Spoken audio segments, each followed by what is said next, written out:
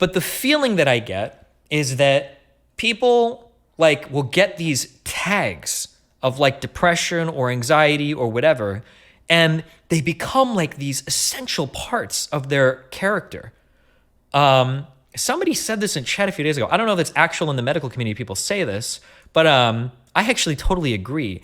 I feel like the term neurodivergent feels like it's been really weird in terms of how people associate with these things. Like, I think it's cool that people can have different minds, and I bet that there's like a wide swath of like autistic people that we shouldn't like stigmatize, demonize. Maybe you just have to like treat some of these people a little bit differently so that they can integrate well, and they're fine, right?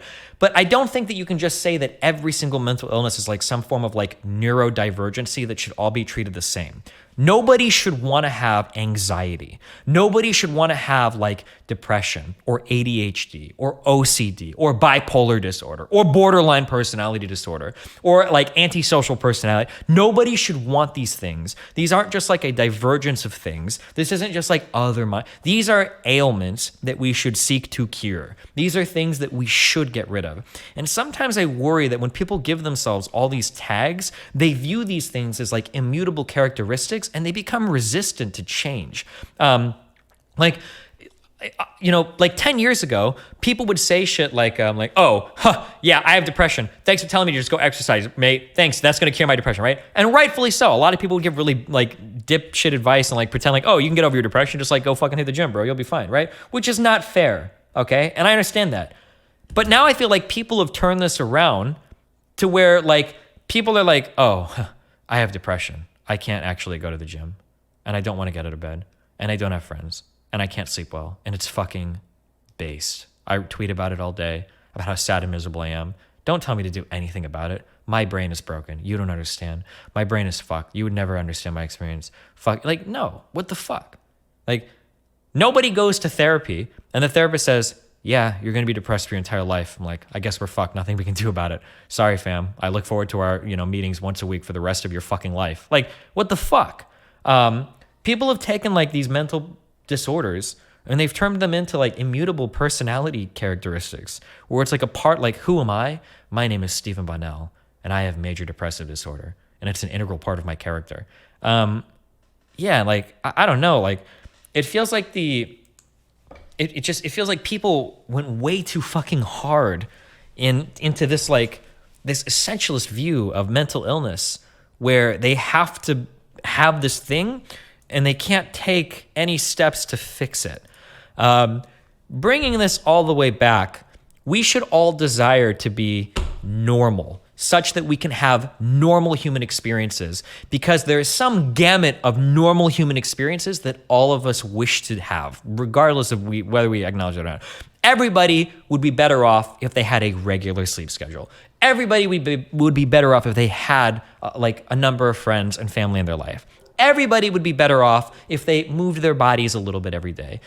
Everybody would be better off if they cleaned up their diet a little bit. These are like parts of the human experience that are essential to all of us, that should be normalized. And when we say that somebody is abnormal or you are mentally ill, it's not to say that you're bad or stupid or weak or evil. It's there's some part of you that is out of whack that's moving you away from these healthier, happier, normal human experiences that everybody desires to have. I used to have generalized anxiety disorder, and with therapy and a lot of work, I was able to overcome it. Yeah, that should be your goal, is to like overcome and work through like a lot of these things, for sure.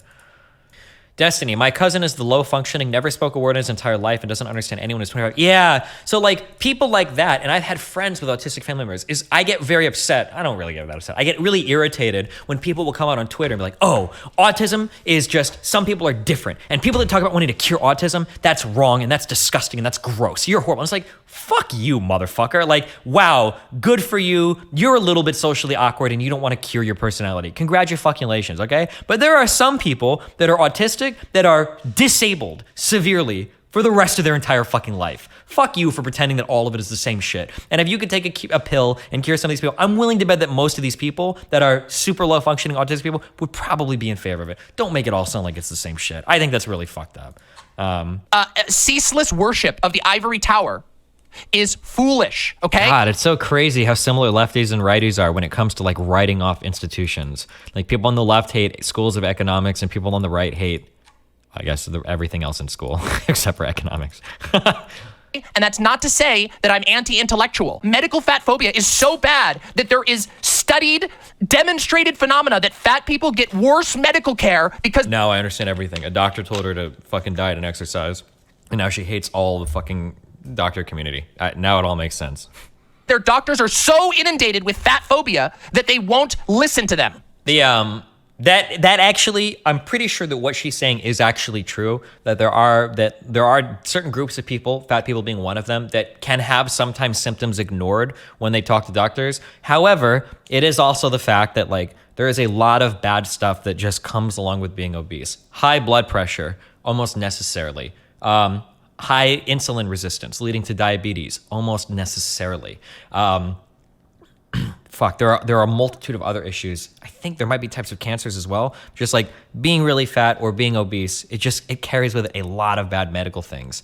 However, if somebody's been fat for like 20 years and then like they're starting to have an issue and they go and talk to a doctor about it, if the doctor's like, well, maybe it's just because you're overweight, it's like, okay, well, fuck you, doctor. Okay? I know that I'm overweight, but I haven't always had like huge fucking pains in my abdomen. Okay, I don't think that this just started when I've been fat for fucking 20 years, dude. Right? So like it is technically true. It is good to be able to say that some people have dumb ideas and that some things are dumb and wrong. Just because we question dumb things as being dumb things doesn't mean that we've all of a sudden had to throw out every single thing that's not dumb. Just because we want to question the legitimacy of neo-pronouns doesn't mean that we have to question the legitimacy of a trans person. It doesn't make any sense because neo-pronouns are just a grammatical invention thing that people use for expression, and a trans experience is like a person's experience with being trans. These are two totally different things. So yeah, this line of logic doesn't work. The reason why this is a fallacious use of slippery slope is because A and C are not connected here. You can question neo-pronouns without necessarily questioning somebody's gender identity. Unless you're going to legitimately argue that neo-pronouns are like an intrinsic form of gender expression or something, which doesn't really make sense. So this is broken. Matter of personal expression. Okay, fuck off. Your personal expression, okay, doesn't have to extend into me changing every single part of how I speak. Like, I think that hooking into like he, him, or she, her pronouns is fine. We already have pronouns as an established form of speech. If you identify as male or female and you want like somebody to use a set of pronouns, that's fine. Plugs into what we have. But when you're starting to say like, here are entirely new words that you need to incorporate into your, like, here's a question. What's the difference between, should we have neo-adjectives? From now on, like I go by fair, fur, or whatever, the fairy ones, right? I want to be like, if you say that I'm smart, it has to be like fair intelligent. Like, you don't have to express yourself in like every part. Like, there's tons of ways to express yourself in how you look and how you act and how you present. You don't have to like invent new, like whole new parts of grammar for other people to. I am much more defensive of pronouns like Z, Zim, and Bun Buns now that I have personally known people who have found euphoria and gender confirmation in that. What gender are you confirming on neo-pronouns? I don't believe it. I'm sorry. I truly don't believe it. I'm sorry for that. I don't think that Vosh is like plural phobic or anything along those lines. We're trying to get plural phobic. Jesus fucking Christ. Sign me up for that one. Everybody who had a mental illness, who has a diagnosis for a mental illness, was at one point undiagnosed and was also at one point self-diagnosed. I'm serious. In fact, Okay, let me just draw a distinction here. I don't know if she recognizes it or not, okay? So, real quickly, your goal when you go to the hospital and you go and talk to a doctor is not to describe what you believe is a diagnosis. It's to be aware of and to describe symptoms. The diagnosis is up to the doctor. There are a million things that might share a similar set of symptoms, and it's up to like a trained physician to adequately determine, or a therapist, I guess, to determine like how your symptoms might fit into a particular diagnosis. So for instance, I am not supposed to go to a doctor and say, hey, just so you know, I think I have like stage 3 renal cancer. You say something like, hey, I felt lethargic. I feel sick to my stomach. I have a headache. Your goal is not to present a diagnosis to a doctor, or your goal is not to self-diagnose. The goal is to just be aware of your day-to-day, to be aware of symptoms you might have, and then you give that to a physician or somebody with training that can try to give you like a better diagnosis of what's going on. So that I'm not just shitting on her the whole time. But a lot of what she says, I think, betrays a very deep misunderstanding of how just a lot of things work. Own brain to come to conclusions. So one of the bad things about mental illness in general is it actually can inhibit your ability to come to good conclusions about your own brain. This is why we talk to other people about like how we're feeling, or we try to give them a list of things that like, oh, I feel this or this or this. This is why sometimes friends and family are helpful in pointing you out to a physician or saying like, hey, go to this or tell them this or whatever. This is why you can bring friends or family sometimes to an appointment and have them take you. Cognitive distortions are habitual ways of thinking that are often inaccurate and negatively biased. Cognitive distortions are like a really big part of a lot of different mental health issues, and they can actually severely inhibit your ability to draw accurate conclusions about yourself. The idea that you would tell a person with mental illness that they can accurately come to conclusions about themselves and then take a diagnosis to a doctor is actually really harmful, really damaging, and betrays, I think, a deep misunderstanding of how a lot of these things can impact the brain and impact your like cognitive wherewithal to have a good understanding about yourself or your brain or whatever. At the end of the day, the key political takeaway is that we have to self-diagnose. So you absolutely don't. And the scary thing, and now I'm going to tack on a little bit more baggage here. The scary thing about a self-diagnosis and getting yourself into a box is that it's one, we are so good at mind-fucking ourselves. So one is that you could actually start to have other symptoms that you don't really because you think you do, because you go and you read a wiki and you start, oh my God, like I do this and I think I feel this and blah, blah, blah, blah, blah. But yeah, this idea that you can like accurately diagnose yourself is actually damaging because you can start to exhibit other symptoms. You might make yourself worse off. And then you might go to a physician or like a doctor or whatever, and you might actually like fight with them over it, where you like, oh, I don't agree with that doctor. He's not giving me the correct thing. Oh, he's not. You actually turn into a form of like, I don't know if I'd call it like hypochondriac, but I remember my grandma would medicine shop hardcore. I don't know how she got so much fucking Vicodin. My grandma got so many drugs. Because she would just doctor shop and doctor shop and doctor shop and doctor shop. And I imagine that like you could run into issues where like, oh, I know that I have this. I know that I have that. And then when you talk to a doctor that disagrees with you, well, now, fuck him. Fuck this doctor. I'm going to somebody else. I'm going to go to somebody that can help me. I know what I have. I read all 3 paragraphs on the Wikipedia about this, and I know that I exhibit all the symptoms, Not only is self-diagnosis absolutely not essential and absolutely not required, it can be detrimental to the actual like diagnostic process because you might start convincing yourself of certain things, and you might start answering questions in certain ways because like this is like the scary thing. Like I don't know at this stage in my life, just because of how much I've read about this and who I am, and if I'm being truly honest with myself, I don't know if I could ever actually go to a doctor and get like an accurate take on like, are you autistic or are you like sociopathic? Because I know when I'm taking these tests, I know what the questions are asking, and I know like how I'm supposed to answer them, right? Like if I'm taking a test on autism and it's like, when people are talking to you, you generally find yourself bored or you don't understand why they talk so much. Or people oftentimes tell you that you're talking over them, or people oftentimes tell you that you're not like, okay, well, if I answer yes to this, I have fucking autism. If I answer no, then it's probably right. Like I don't even know like in terms of taking those tests, if I could ever even honestly get through one. Cause it's like, fuck dude, I know what I have to answer for the autism. I know what I have to answer for non-autism, right? Now imagine if you go in and you've genuinely convinced yourself of like, oh, well, I know that I have like a borderline personality disorder, right? So when you get a question and it's like you actually feel like people in your life don't care about you a lot, where you feel like a lot of people fake caring about you, like, oh, 100%. I know that's a really common trait of like borderline. Yeah, you have violent outbursts. Well, when I play League, I get really mad.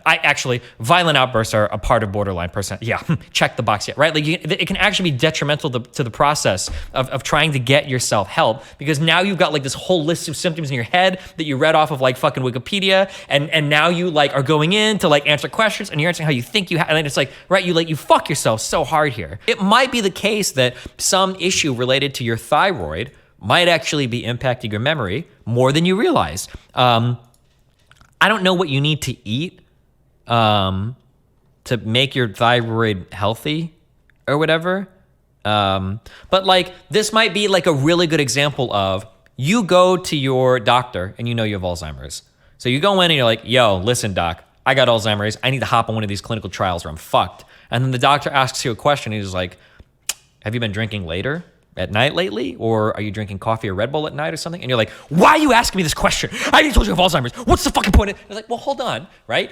Asking questions. Maybe you end up saying some shit like, yeah, I just started a new job and I fucking drink coffee to stay up late every night and I have to and my sleep is fucked, right? It might be the case that asking some more questions like, you might, before we go to the most extreme fucking possible thing you have, it might be that there's like a couple of things you could change and then boom, you fix your problem. You don't need medication. You don't need to have like a big, like boom, we figured out your problem. It's cool. We solved it. Like, and now you can go on and move on your life, right? It might be the case that asking these questions is really, really, really important. I hate everything that she has to say about going to the doctor. All of this advice is actually so fucking horrible and so fucking irresponsible. Oh my fucking God. It's so weird because it's like, it feels, now I'm doing like the armchair psychological Andy here, but it feels like, and this is so unhealthy, this obsession with getting a diagnosis.